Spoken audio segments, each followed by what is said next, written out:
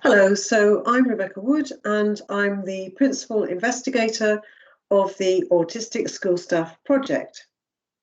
And today I'm going to give you a little bit of background on the Autistic School Staff Project. I will summarise some of our key findings, and these include findings in relation to COVID-19, data that we've collected relatively recently and which we've only just started looking at. I'll also provide you with some more information about the project and indicate what the next steps are going to be. So the Autistic School Staff Project, or the ASP for short, is funded by the John and Lorna Wing Foundation, and of course we're very grateful to them for providing this funding. And this webinar today is being sponsored by Scottish Autism, and so we really want to thank them for their generosity in relation to this event. Now, with regard to the rest of the team, Dr. Laura Crane is a co-investigator, Professor Francesca Happe is another co-investigator, Alan Morrison is our consultant from Autism Rights Group Highland, and Dr. Ruth Moyes is our research assistant here at UEL. So first of all, I'll give you a little bit of background to the project, and so it really starts with autistic children. So we know that autistic children and young people in schools are subject to relatively high levels of exclusion, and these exclusion can take many different forms. They also experience high levels of stress and anxiety, and so this in turn can lead to self-withdrawal or an inability to attend school. The sensory impact of schools can be very significant, with noise being especially detrimental. And so this constitutes another exclusionary component for autistic children in schools.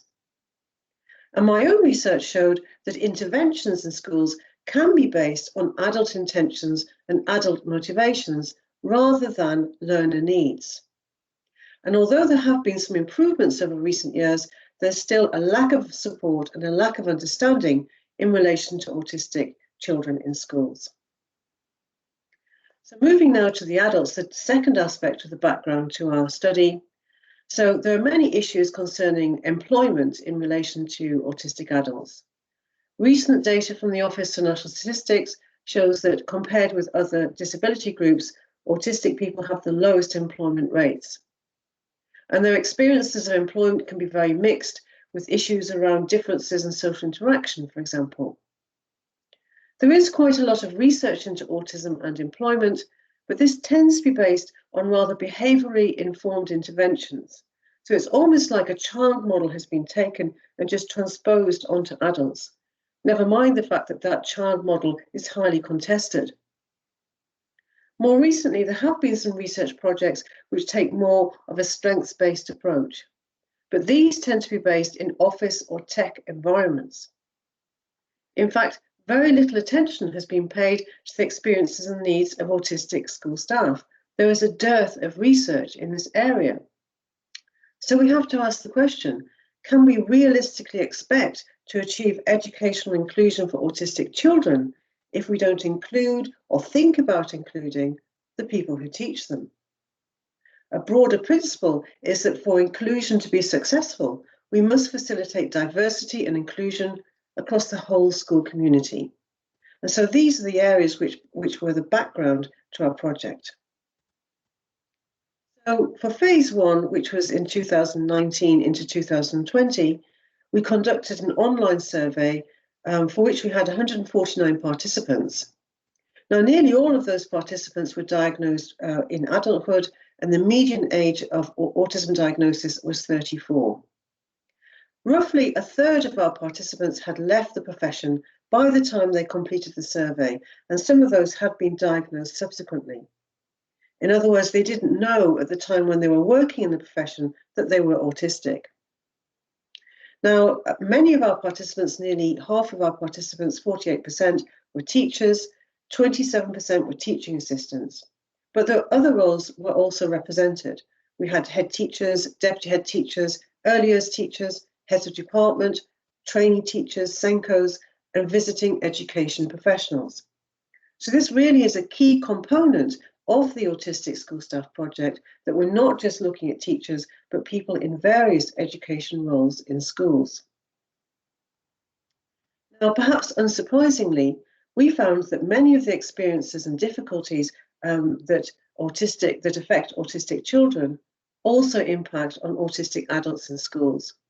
Sensory issues in particular were a very big issue, with noise being especially detrimental yet again.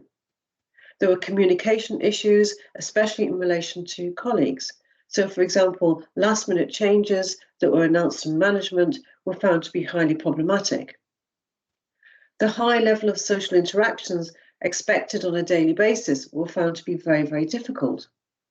And sometimes our participants might confide in management that they were autistic and say that they needed certain accommodations, but these might not be forthcoming. Sometimes autistic children were spoken of in a stigmatizing or negative way, and this in turn meant that our participants feared revealing their own diagnosis. This also led them to mask their autistic traits or camouflage their autistic traits. All of these factors could also be linked to significant mental health issues, which a number of our participants reported. And this, in order to deal with these issues, they might reduce their working hours, step back from senior roles, or they might not seek promotion opportunities, or indeed they might drop out of the profession altogether. And all of these factors combined could lead to exhaustion and burnout.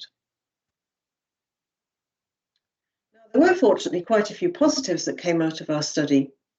One of the things that was interesting was that some people said the structure and routine of schools suits teachers in particular. This was less evident with teaching assistants who, of course, have less autonomy than teachers do. Those who felt that they had been able to be open about being autistic, most of them found that they were valued by colleagues because of the insights that they could bring. And very strong interests are found to be an advantage in subject specialism, and this is something that Pete will be talking about. Whether or not they were open about their diagnosis, they had a sense of kinship and empathy with autistic children. And while they found difficulties in communicating with their colleagues, communication with children was felt to be good and strong. They felt they could make a positive contribution to education inclusion. And some of our participants felt that they constituted a role model for autistic children and their parents. They would be able to reassure parents that one day their own child could fulfill a professional role. And what's interesting about these findings, both the negatives and the positives, is that a lot of them revolve around the issue of diagnosis. And so we really do need to try and create a situation whereby teachers and other education staff in schools, all staff in schools, feel able to be open about being autistic. So we're currently in phase 2 of the project, and this is where we had an in-depth interview with 33 participants, 14 teachers, 10 teaching assistants, 2 SENCOs, 3 deputy head teachers, and 4 visiting professionals. Now, I'm going to talk about our COVID-19 data here. So phase 2 isn't just about COVID-19, but we do have some interesting data on this. Now, generally speaking, the impact of lockdown, the pandemic, and all of the issues that arose from that were perhaps unsurprisingly found to be quite difficult, but our findings were mixed. For participants who are already suffering from anxiety, this was exacerbated significantly by COVID. However, some participants felt that communication was easier because it was remote, but others felt that it was harder because it made it more difficult to gauge social rules. And also, the lack of communication from others, particularly management, creates anxiety. Now, the sensory impact of either working remotely or working in a school which was considerably less cluttered was found to be predominantly beneficial, both for autistic adults and autistic children. Technology was felt to be useful because it enables remote working and it can be linked to less social interaction and be less complicated in terms of social rules. It was also felt to facilitate access for autistic children who had not been able to attend school previously. However, technology was also found to be complex and tiring. Sometimes it led to more social interactions or the rules were less clear. For example, conducting a Zoom meeting. More broadly, the social impact was felt to be good. Participants liked the smaller groups in schools and the bubbles, and the reduced form of social interaction in the school environment because of making it COVID safe was appreciated. One of the key aspects of our findings, both from phase 1 and also from phase 2, relates to change. And so this is something that we really will be exploring in more depth going forward. Some of our participants felt that the initial sensory benefits of home working ended up being overridden by difficulties in self-organisation and the problems of adjusting to a change of routine. The blurring of homework boundaries was felt to be confusing, and so some participants returned to school despite feeling anxious about COVID. But here too, there were lots of changes. Some of them were good, some of them were bad. And again, it was particularly difficult for TAs who are on the front line. In terms of masking, this is about adopting different personae in and out of school. And therefore, working across home and school boundaries created complexities with this. There was confusion over the rules due to the multiple changes which were not always communicated effectively. And there was also a sense that some of these changes really did need to continue post-COVID. Sometimes these changes had been asked for previously, but were considered not allowable. So remote meetings, adapting for children with school-based anxiety, for example. Interestingly, staff who focused on change in a positive or practical way tends to be more senior. And so the questions that we're asking around change are to do, first of all, with the issue of autonomy. Is change more easy to deal with when one has more autonomy? And also being able to deal with change, could this be a key component in the educational profession at a senior level? And so therefore an impediment for some autistic school staff if they find change difficult. And so if we want to support and encourage autistic people in the education profession, this is something that we need to address. So this has just been a whistle-stop tour really around some of our findings. If you are interested in more information about the project, we have a website, the AutisticSchoolStaffProject.com. We've got information there on our events and publications. You can read more about the team and that sort of thing. We also have our Twitter handle, which is AutsSchoolStaff. We're in the middle of collating an edited book, which will be published in 2022. And we have chapters from different autistic teachers and other autistic education staff covering different topics and themes in the book. We will also be producing some free access materials for both teachers and teaching assistants, and we're continuing to work on other academic publications. Now, in October, we'll be starting phase 3, and then we will be joined by Dr. Damien Milton from the University of Kent, Dr. Kristen Bottomer-Butel from Boston College, Massachusetts, Dr. Anna Gagat-Matula from the Pedagogical University of Krakow. And in the US and in Poland, we'll be looking in more depth into autistic teachers. And across the 3 countries, we will be thinking about autistic children and how they might respond to autistic teachers and teaching assistants, as well as their parents. So finally, I would just like to thank our project participants for their time, for their insights, without whom obviously this project simply would not be possible. All of those incredible insights that we have gained have of course come from them. I'd like to thank the ASP team members for their expertise and help during the project. The John and Lorna Wing Foundation, who have also kindly agreed to fund phase 3 of the project, as well as currently funding phase 2. Scottish Autism for sponsoring this event, and also the School of Education and Communities at the University of East London for supporting this research project for myself and Ruth. Thank you very much. Hi, I'm Pete Warmby. You might know me as Com Aficionado from Twitter. And I'm going to be talking today about how being an autistic teacher and having special interests, how they intersect with each other. So how it is that your special interests, the things that you are really, really passionate about, the things that allow you to self-regulate, the things that bring you calm and peace, how they can kind of work in the favour of an autistic teacher in the classroom. So obviously, there are lots of autistic teachers out there, and generally speaking, most autistic people have a special interest, something that they're really, really interested in, something that, as I said, brings them calm and allows them to relax a little bit. Now, when I was in the classroom, this I suppose was pre-COVID, before everything changed. But I would always have a window open on my computer at school that had this kind of image on it. Now, you might not be able to see it very well, and even if you can see it, you probably won't know what it is, and that's perfectly reasonable. But what it is what we call white notation, which is a way of writing down the number of wheels and the type of wheels that a train has, in this case steam locomotives. So the 042 is the configuration of the driving wheels and any other wheels that it might happen to have. If you're not into this kind of thing, then it's probably the most boring thing you could possibly imagine. But for me, it was very often a bit of a lifesaver, because it was a way of ensuring that during the lesson, because obviously, a class is filled with students and there's a lot of noise, there's a lot of things going on, it's quite a tiring environment.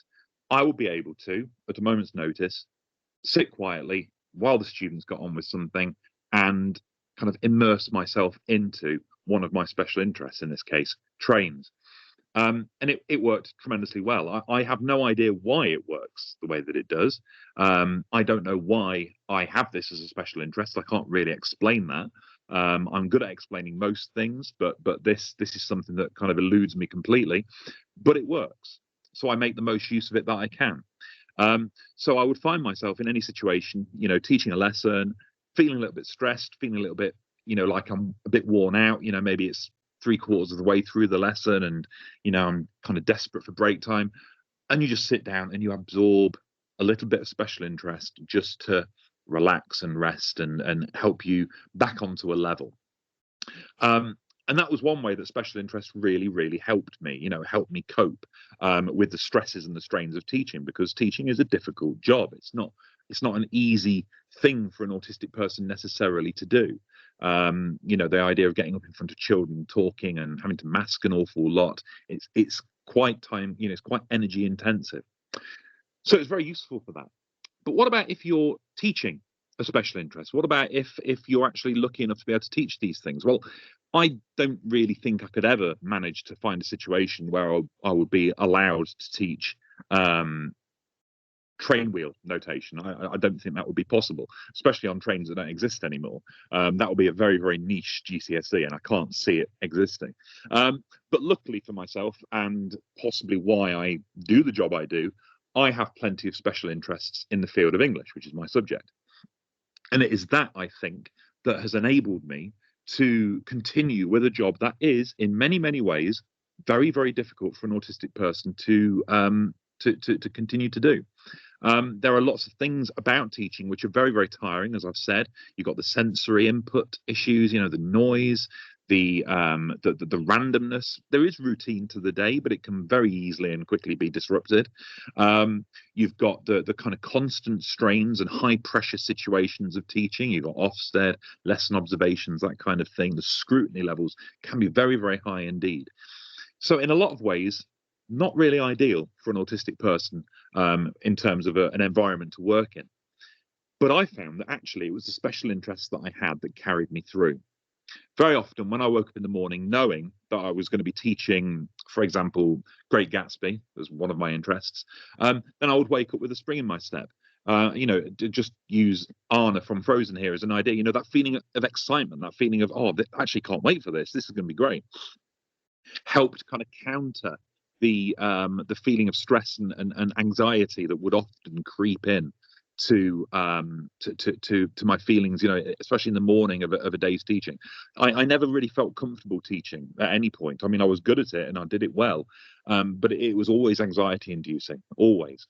But knowing that I was teaching a special interest later that day, for example, always helped me just feel a little bit more in control and excited and enthusiastic about the whole thing. In many, many ways, it carried me through. And I think, to call it, certainly from my perspective, a bit of a career saver, it's not hyperbole. It really did, help rescue me at times. Days where, you are completely swept up in how stressful everything is, but you get to teach something that you are genuinely very passionate about. I mean, every autistic person knows what it feels like to discuss and to share and to talk about your special interest. it's sadly not something we often get to do. You know, I mean, if I were to go off on one in the pub with my friends on one of my more esoteric interests, they'd probably stop listening fairly quickly. But obviously, in the classroom, you've got literally a captive audience who kind of have very little choice but to listen. So it's great. You know, you get to share something you're deeply passionate about and deeply interested in with people, you know, 5-6 times a day. Which is a fantastic thing. You know, that's something that most autistic people, I think, are very happy to do. And I think it's why teaching, despite at first glance being quite an unusual choice of career, is actually a relatively common career choice for autistic people. It certainly wouldn't surprise me if that was one of the mechanisms at work there. So a possible career saver, it might actually end up saving your job for you. But of course, there are problems. The sad reality is that schools are limited in what they can offer. You know, we live in reality. We can't always have what we want. And a school has to make sure there is always going to be a teacher in front of every student at every point of the day during the school year. And that means, of course, that sometimes you might have to teach outside of your subject. You might have to do a cover lesson, for example. That can be difficult enough. But other times you might actually get timetabled officially a subject that is completely outside of your specialism, something where, therefore, your special interests might not be, which would mean then that if you are teaching a subject like that, you're going to be experiencing all the stress and anxiety and all the rest of it that comes with, you know, for some of us being an autistic teacher, but without the benefit of having special interest content and topics to carry you through that and to help you get through the stress and the strains. So you've got all the negatives and none of the positives. And this is something that I found about 4 years ago now, I think it was, and I go into more detail about this in my chapter of the book.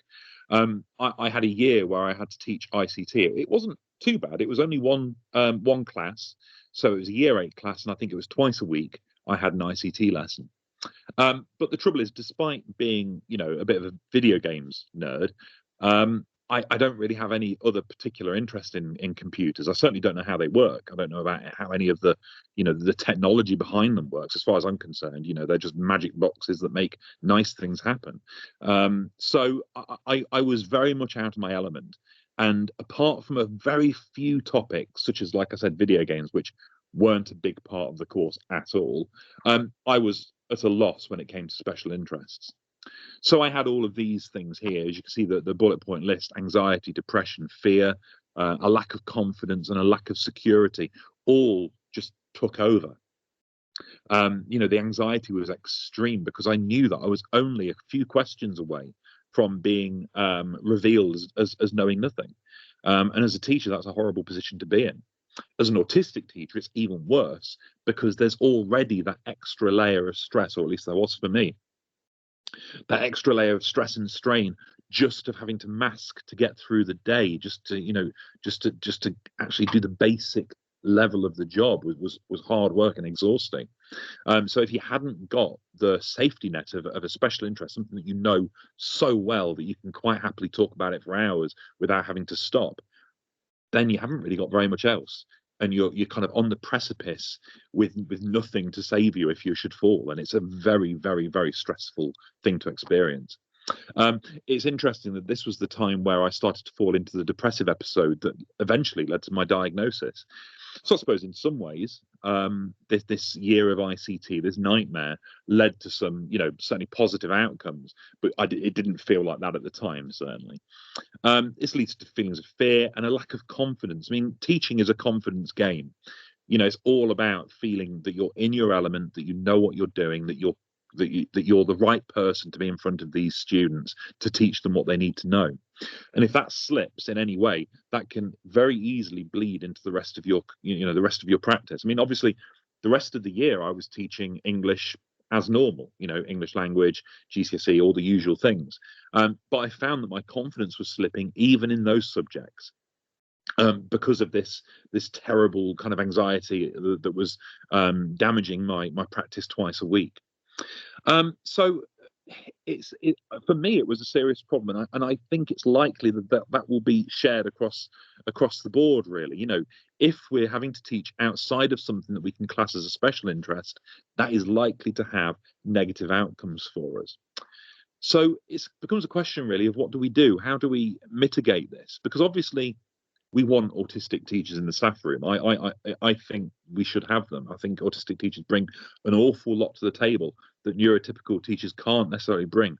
The level of passion and enthusiasm that we can have for our topics, for our subjects that we love, can be absolutely extraordinary. So I think we have to harness that, and as a society, we need to make sure that's possible to happen, so that the students can get the best benefit from it. But to do that, we need to put some reasonable adjustments in place. And obviously, autistic staff are given reasonable adjustments. But I think that one of them could be that we are no longer required to teach outside of our subject. Much like I've got the adjustment that I don't have to teach outside of my classroom. I can always be in my own class because I know it's familiar to me. I think having that but for your subject will be really valuable too. So unless you've organised it prior, you've got some special interest outside of your subject that actually you'd quite like to teach, that you're not going to be taken for hours at a time teaching a subject that you're not qualified for. Because as an autistic teacher, it's possible, I mean, not guaranteed, I can only speak for myself and the people that I've spoken to, but it seems that this could be a serious issue if autistic teachers are too frequently given things that lie without their special interests. So we need to make sure that it's that teaching remains possible for the autistic population, that it remains an option, a career that we can excel in, that we can do well in, and we can share our experience and our enthusiasm with the students. And I think that making sure that we don't therefore have to put ourselves in this awful situation of teaching outside of our special interests would go a long way to help that. So that's really it for me. I'll go into a lot more detail in the chapter itself. This is only a short presentation, but that's the gist of it, really. This idea that we need to be mindful of this, that this is a potential issue that I think hasn't been explored very fully yet, and probably could do with some more thorough examination and analysis. So that's that, really. Thank you very much. I hope that this whole experience of all the presentations has been really, really useful and informative. And I hope that the book, the completed text with all of the chapters written by all of us, is a useful resource for everyone to have. And I look forward to seeing you probably realistically on Twitter. Probably not in real life. I don't really do that. But I will hopefully see you on Twitter soon. Okay, thank you very much. Bye-bye. Good evening, everyone. Claire O'Neill here. I'd like to thank the Autistic School Staff Project for inviting me here today. And I'm so delighted to be here to talk about being an autistic school leader and how I take a strengths-based approach to supporting and understanding myself in this often demanding position. Even though this is a brief presentation, I nevertheless want to share an overview with you. I know myself when I attend webinars and conferences, I find it so helpful if I have a signpost as to where the presenter is going with their talk. So today I'm going to bring you through a personal introduction. I am going to talk about the strengths-based approach that I take to being a senior school leader. I will explore some strengths that I bring to the role of school leadership. And finally, I will conclude with some takeaway messages that I hope you'll have to take away today. So, moving on to a personal introduction. I have been a teacher in Ireland for over 20 years at both primary, post-primary and teacher educator levels. I have been a school leader for almost 15 years of my teaching career.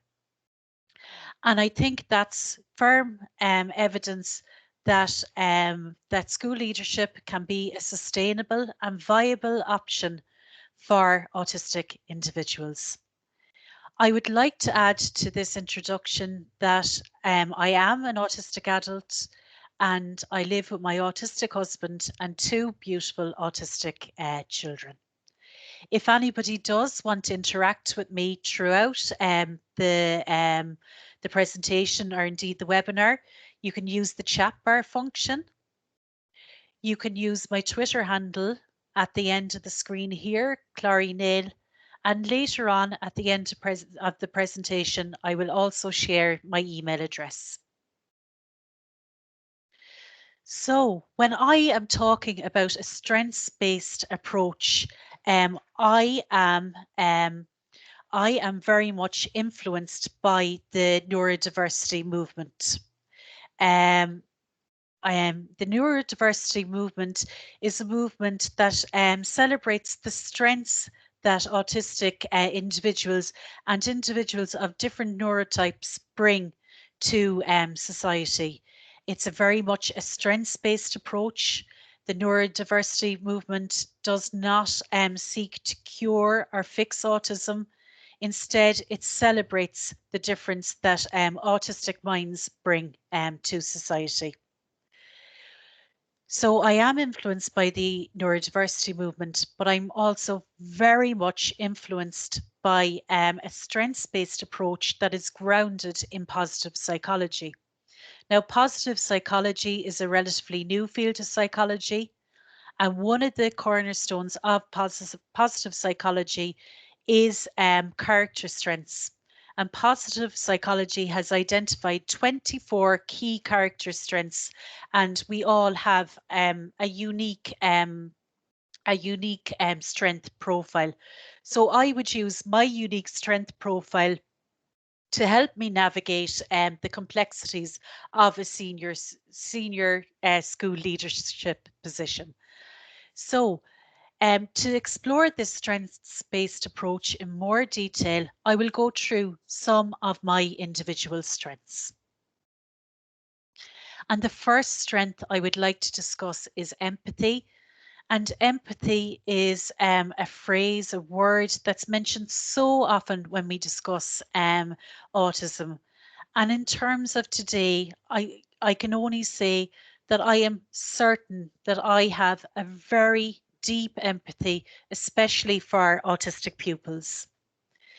When I'm talking about empathy, I'm certainly drawing on character strengths of perspective and kindness. These two positive psychology character strengths help me feel and display empathy to my autistic pupils on a daily basis. However, feeling empathy only goes so far. I also draw on a character strength of leadership to help my autistic pupils throughout the day. I can help explain how the school environment, and the school experience is for autistic individuals, and I know my colleagues really do appreciate that.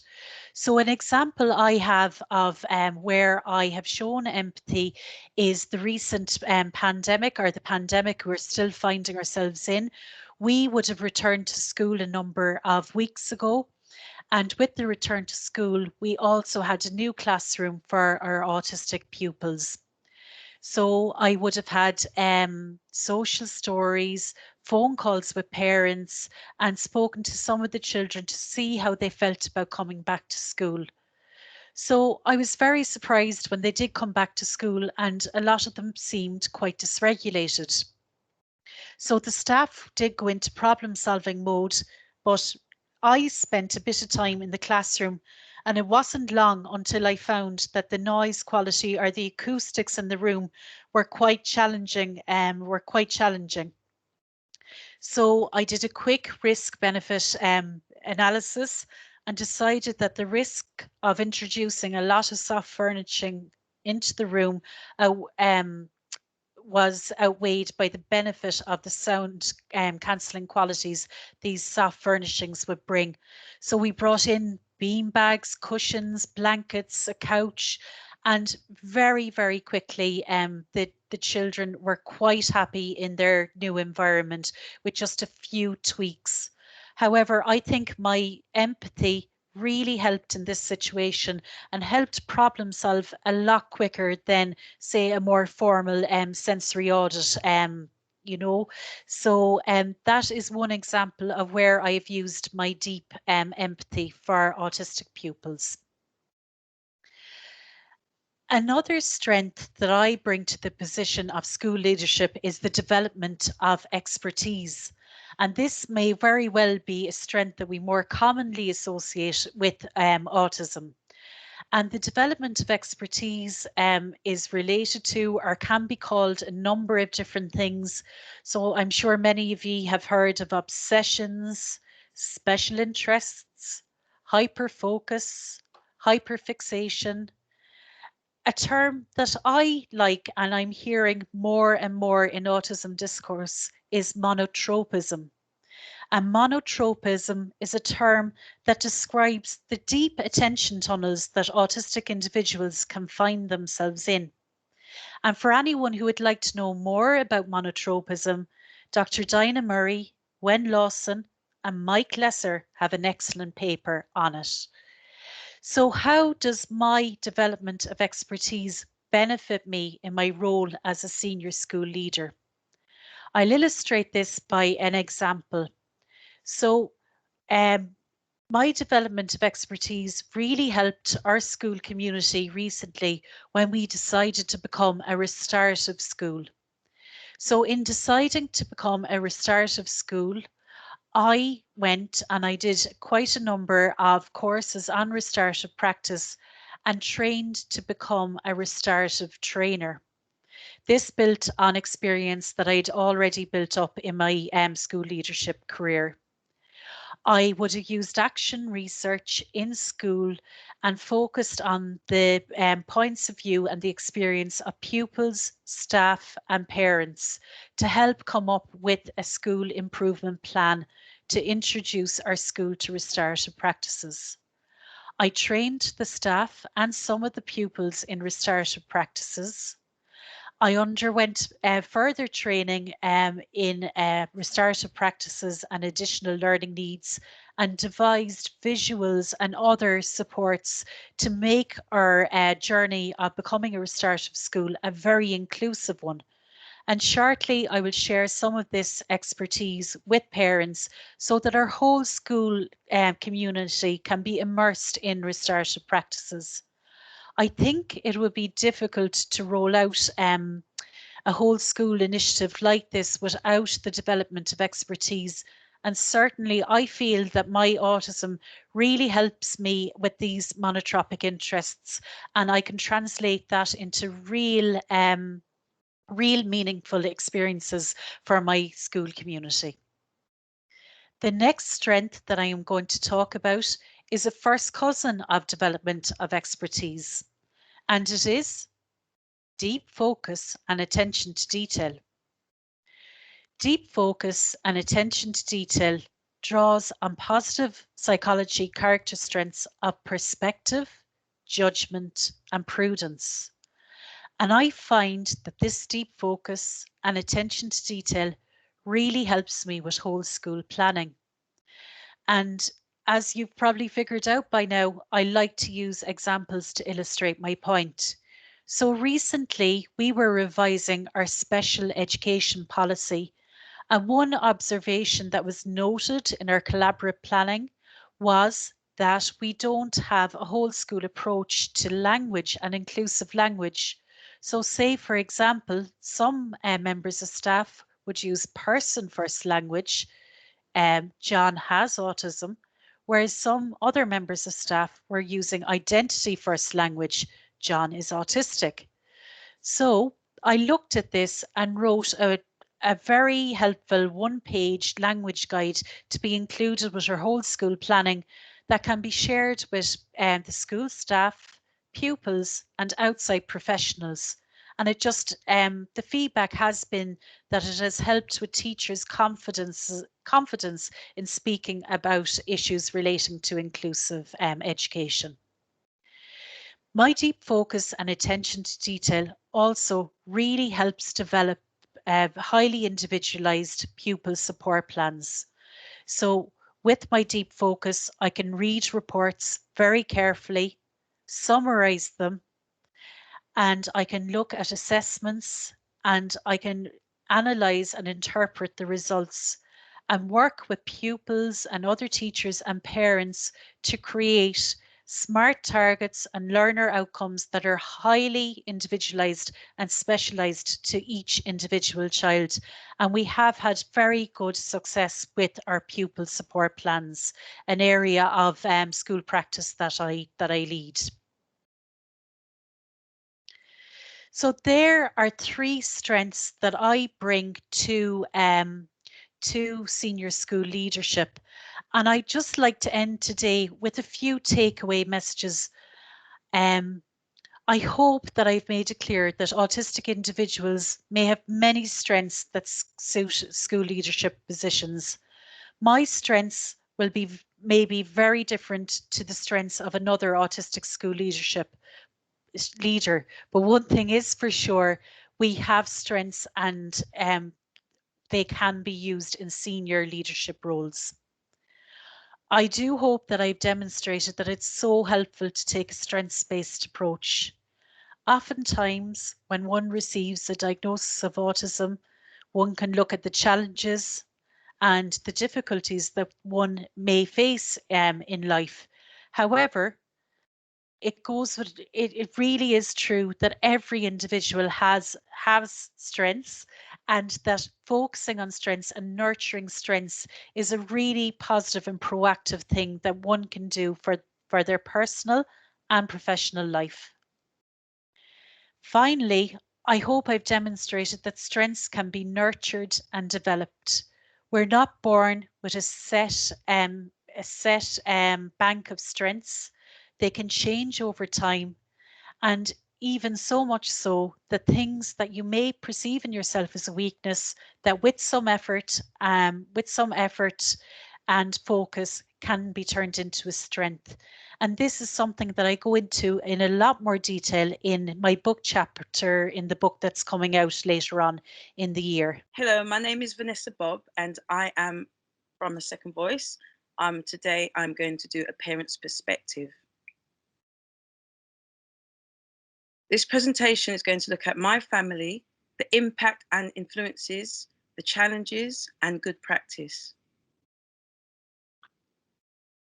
What I decided to do is usually at the beginning of a presentation, I usually show a short clip of how my children were in 2011, and I'm able to sort of present what they're like now in 2020. But what I can do is give the Autism School project the video, so you can get to see what my children were like as the time as I go into this presentation. What I did is I looked at the dynamics of when a child first has a diagnosis. These are the challenges parents will face. This would happen with any parent. So from my perspective, what has happened over the last, I would say, 18 years, because my son is 18, is I can look at from a young mum's perspective. I can look at the challenges I've had when it comes to the language barriers. It comes to the cultural differences, its relationships, it's from a church perspective. My son went to residential school. So I would say from 2014 to date, if he wasn't in an autistic school, I don't think he would be the young person that he is. And that was the help of trained staff that knew how to work with my son. So the introduction, as it stands, is I'm a mother of 3 teenagers between the ages of 15 and 20 years old. I'm a public speaker, I'm an author, and I'm a founder of A Second Voice. My middle child was diagnosed with autism and ADHD in 2008. He had limited speech, extremely challenging, and had no sense of the world. He was labelled by others as a menace to society, a reject, the troubled child, and that he would end up in prison and a woman beater. I attended 4 tribunal appeals between 2009 and 2011.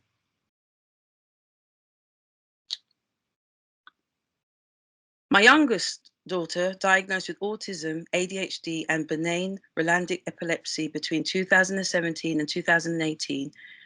And my oldest daughter was diagnosed with moderate language difficulties in 2017 and has a 3-year-old son.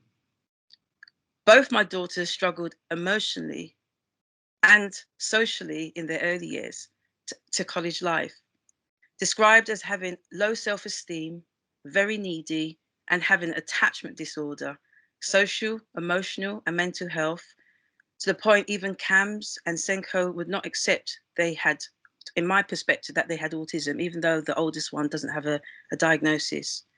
I had a family breakdown, and that was blamed on my children's behavior, why I continued to fight. I had to continue to keep justifying my name, to clear my name. But what I found in the end, it was because, from my perspective, they didn't understand and they didn't respect the diagnosis of autism for my first child, my middle child. A Second Voice was set up as a voluntary group in May 2012. Registered as a CIC in August 2018, I focused on bringing awareness, acceptance, and support for autistic people and their families across all communities, working with parents, autistic people, researchers, professionals, and local groups. But from my experience, I would say that if it wasn't for the autistic community, in particular the autistic people themselves, I don't think I would be able to understand autism to the capacity of how I'm able to work with autistic people. I can say as a parent, I can say I know my child better, but when it came to certain elements in my children's life, I had to connect with the different communities so that when I'm working in a Second Voice, I'm able to make sure that if there's something that I don't understand, that I'm able to signpost to organizations that can help these families. And I don't do lip service. I believe that if you don't understand, it's better that you just say, I don't understand. I would say from my experience, when we look at non-autistic school staff versus autistic children, I would say from my experience, reasonable adjustments have been denied. I see it as a discriminatory issue because for me, when I look back at my son in particular, who's 18, I can say everything I asked for, it was denied. And if it was given to me, it was like, it's like I should be glad I'm getting it, not realizing that from my son's point of view, I could see he felt he was always being told it was his fault. When I look at my daughter now, who was diagnosed at 3 years ago, and she's 50 now, I still have the same challenges as where no matter what we ask for, it's always told it's our fault or we're the ones that are making our children the way they exhibit the behaviors. I would say there's too much demands and expectations. They can be seen as lazy, rude, and defiant. I would say behaviors are overlooked as being bad parents. They reject the diagnosis and they continue to ostracize the parent and neglect the autistic child. I can say over the last how many years, when I look at my son now at 18, is that I feel that I failed him in many ways. I feel that every time I asked for something, I can think it was me. But as again, I had to always like go to the autistic person and ask them, because I felt that when my son used to do a lot of flapping, when he used to do a lot of running around in the playground, or when he was in classroom, it was always about, it was my fault because I wasn't doing what I was doing at home. But for me, I'm grateful for the autistic community in particular for what they've done and provided. Now I know it could be very hard for them, but without their support, I think I would have put myself in a situation where I would have been put on Section 47 and not have lost my children because of the lack of understanding in regards to a lot of the statutory organisations. Self-harming, parents accused of abusing their child. Again, I've experienced where my son used to do a lot of self-harming, and to the point that it was blamed on my parenting skills again. And when it comes to, I would say black skin in particular, most of the time when my children did have bruises, because they couldn't see it, it didn't exist. But then my children may say that I had pain. So sometimes we have to be very careful. And when a child has got a dark skin color, tone of color, is to be aware that when somebody is being harmed, self-harmed, that you may not see it, but you just got to be really careful that not everything is due to a parent who may be abusing the child as it's been seen, but at the same time that the child may be in pain, the child may be needing help. But these are the things that non-autistic schools and on-school staff need to be trained in. I've put ARFID, I can't remember the abbreviation to that now, and I've got the PDA profile, I've got sleeping disorder, and etc. I would say there's a lack of understanding and knowledge, and a lot of parents are continue being blamed, because imagine that as parents we have been put on so many courses, But then when we're attending a lot of sessions when it deals with autism and PDA or ADHD, we would know our children better. But it's like the parents, the professionals don't want to be told what to do. So again, it's a lot of shame and blaming, and it's making out that we're neglecting our children. I would say they don't show challenging behavior, but they show social skills are ignored. So basically what I mean from this is that a child could be doing very academic, doing really well. But when it comes to their social skills, that child will still probably feel very isolated. Their self-esteem will still be very low. They still can be depressed, and they can have a lot of anxiety, a lot of anxious experiences because of the way they expect to just get on with it. But imagine that you're in a mainstream school and you're told to get on with it, but then inside, this autistic individual is feeling lonely because they're doing their schoolwork very, very well, but academically they may be doing it well, but on the other side of it, their social well-being is being neglected. So we have to be really careful. You know, if you are a professional out there who work with autistic children in the mainstream school, and even a parent, please be aware that challenging behavior is a way of communicating, but at the same time, we still got to unpick what is the underlying problem. Exclusions, isolations, and detentions is something that all my children faced. It doesn't resolve the problem. It causes more stress. And I can see for my children, I think it was a best way of just getting out of school, but they didn't understand what they were doing wrong. So again, autistic schools for me was a positive thing for me with my son, but at the same time, we still need a lot of input from autistic people when they are in mainstream schools. Pupil referral units and not in education, employment or training, which is known as NEET. It exposes children to more probably inappropriate behaviour. And again, you've got untrained staff.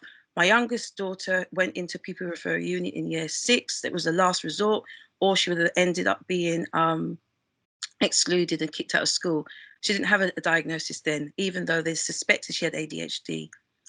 My overall view of this is that all school staff, volunteers, parents and carers, and all those involved with the ASC children to attend ASC specific training. And the reason why I say that is that we have to be really careful that just because you meet one autistic person doesn't mean that what you're putting in place for that child is going to work with another. And I think that's what is getting, what is being wrong, what's gone wrong with a lot of society in particular, because they just seem to think all autistic people are the same.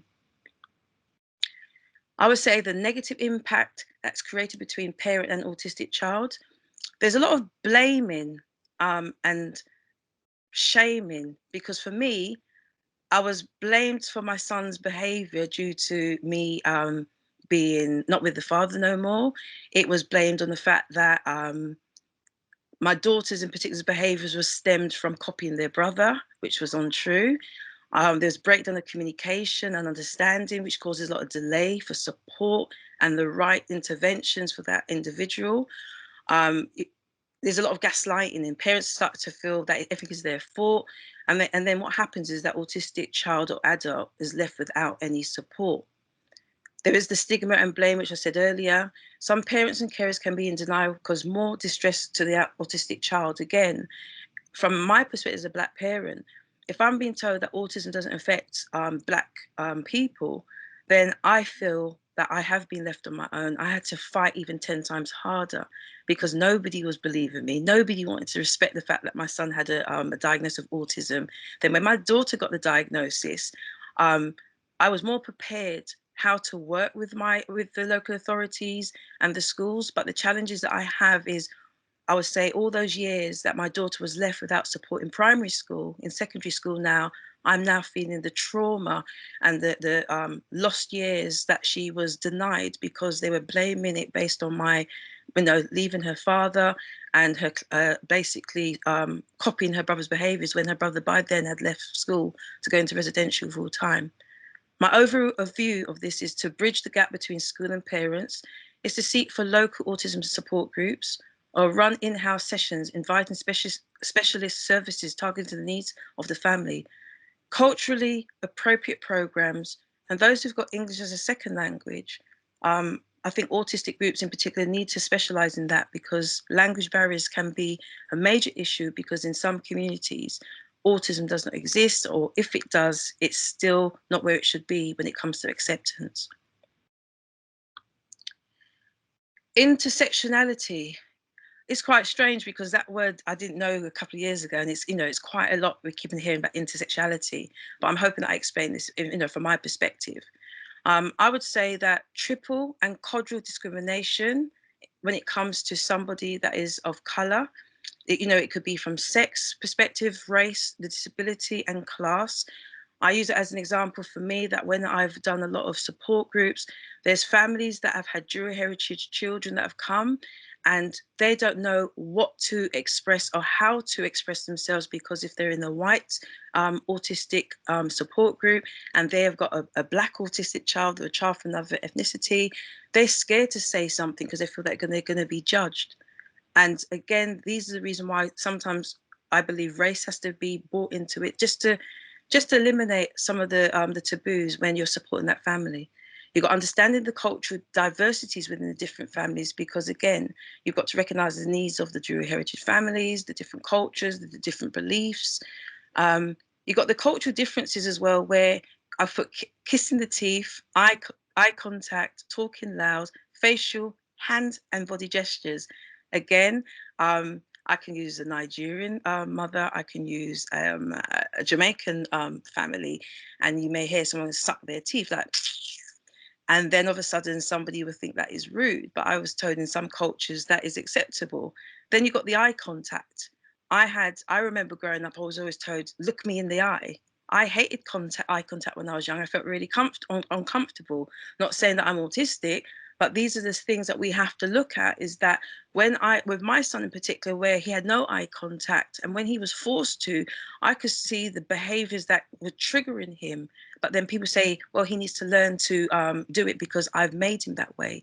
Then you've got the talking loud.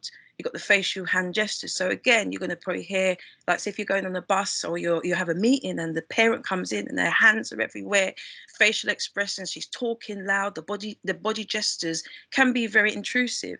But for some communities, that is a norm. So again, I've learned to accept people's cultures, but then within the school settings, it can be very challenging if you've got a family coming into a predominantly white area or black area or Asian area, and the support is not there. So this is why we have to be really careful when we're supporting other communities. We've got the unconscious and conscious bias views. One can recognize one's own views of someone who don't look like them. Then you've got the colorism. Racism within one's community stems from slavery. So from my perspective, and I've always said that, I've obviously got in trouble for saying it, what I'm trying to explain is that I'm a black mother with autistic children. I could go to a black profession, ask for help. I've had the most traumatic experiences where I've been told my children are autistic. I've made, I shouldn't accept the label. But what has happened from it now, they now realize, because now we're in 2021 and there's lots of resources that are out there, a lot of black autistic people, Asian people that are coming and saying, I'm autistic. This has helped me in a great way. So for anybody out there, you need to understand that it's not just the white middle class people that are autistic. That from all different communities are experiencing autism. The inequalities that many have faced is race disparity. There's housing, social care, mental health, education, the criminal justice system, etc. I've had a lot of families that have come to me through a second voice, and the stereotypes and discrimination, the assumptions that are causing delay in accepting the diagnosis from a school staff and parents' perspective as well. And for me, I can just say that these are the things that we've got to look at, is that if these things are not in place, this causes a lot of trauma to every individual that involved with an autistic person. There needs to be, my overall view is there needs to be more understanding and engagement with local and national diverse support groups and organisations to purchase educational books and other materials to meet the needs of the family. Again, that's really difficult. I'm not going to do, I'm just giving you sort of an idea that you can go back and do your research. But what I've noticed, the impact of other influences for families has been sickle cell anemia, vitamin D deficiency, chronic kidney disease, you've got mental health, you've got drugs and medications, you've got COVID-19 and the minority ethnic community, you've got sexually transmitted diseases and HIV and abuse. these are a lot of the impact that you have when it comes to communities. But again, people only look at the autism, but they don't realize these are the impact of a lot of the families that come in to school establishments, especially in early years. Something positive for me is, when working, the difference between autistic children and autistic staff, which I think is very positive. It's, for me, what I've seen, what has happened to my children when they've been in contact with autistic people. So in the picture, I've got Laurie Morgan, who's been a great support over the years with me. So she was one of my first ever speakers to talk about autism from a personal perspective and raising her son, and that helped me. That's my daughter at the time. And when Laurie first met, she said, your daughter's definitely autistic. And you're talking nearly 8-9 years ago. Then you've got Dr. John Bedoff with Pillar, who's one of the members from the Lambeth Autism Group, who's autistic herself, who's Spanish. And then you have my son with Dr. Wigard, who is a microsculpture. And he basically met my son years ago, and he empowered my son because my son said he didn't see a Black person that was like him. For me, what I've seen is better understanding to who they are. It empowers the individual, and it's a lived experience. They're more empathetic rather than sympathetic. There's a better insight to the condition. There's positive role models. They're more patient and understanding. They're more compassionate, and there's a good connectors and there's a good mentorship. The overall view, to put in place follow-ups and regular views to make sure the mental well-being and support is in place for the autistic staff and autistic children.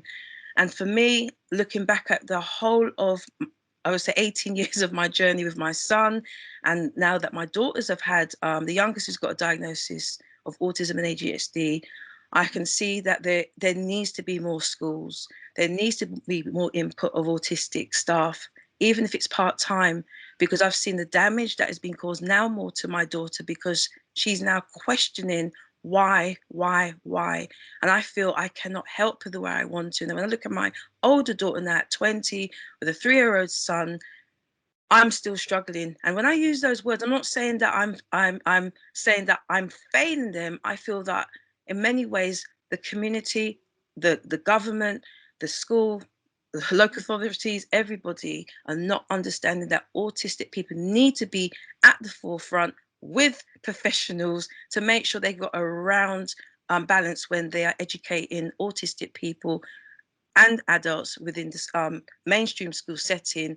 But at the same time, I believe that schools do need autistic people's involvement at every level. And that is my presentation, and I hope it made some sense.